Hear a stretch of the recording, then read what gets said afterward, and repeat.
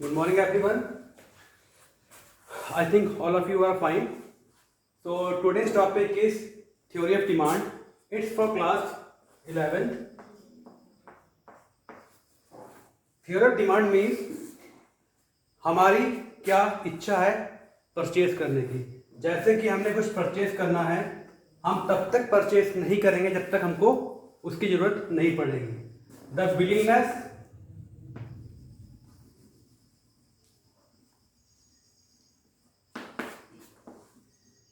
or desire to purchase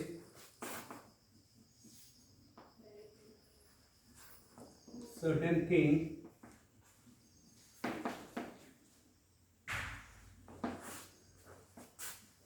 with the required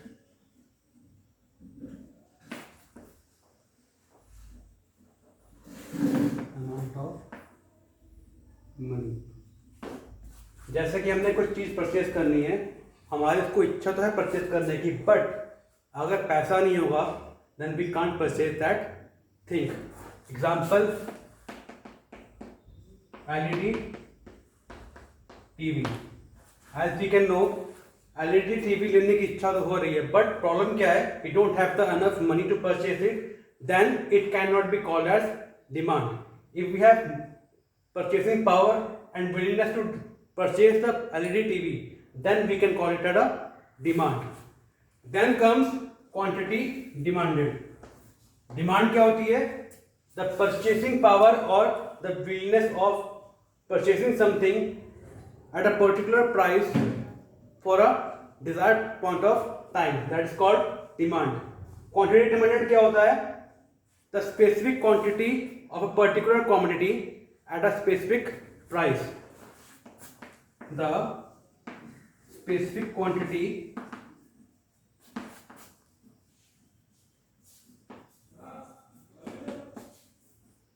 of an commodity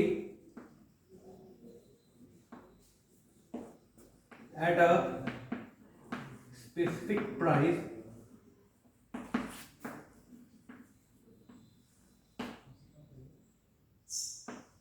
ठीक है। The specific quantity of an commodity at a specific price. जैसे कि मान लो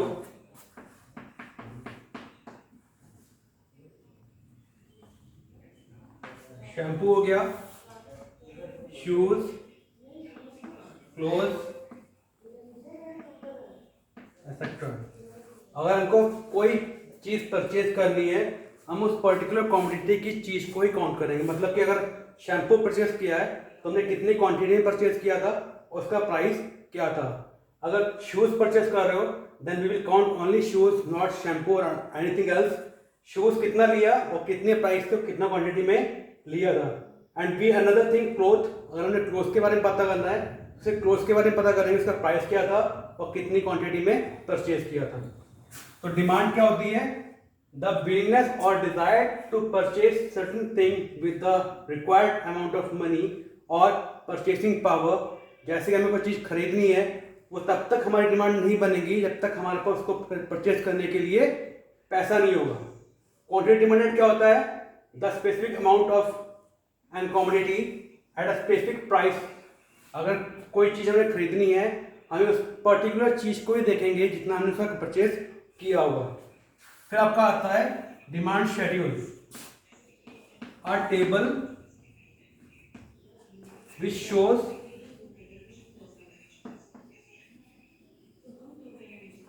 different combinations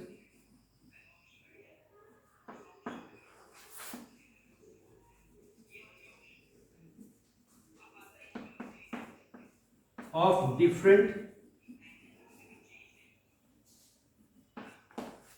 commodities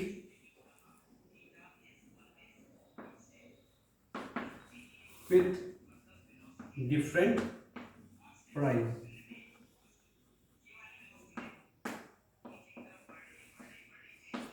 मतलब कि एक टेबल होता है, इसके एक तरफ में क्वांटिटी होगी, एक तरफ में प्राइस होगा, और हमने क्या क्या परचेस किया है, कितनी कितनी क्वांटिटी में परचेस किया है, उस कॉम्बिनेशन को दिखाता है demand schedule. combination of different commodities with different prices at a particular time, at a particular point of time.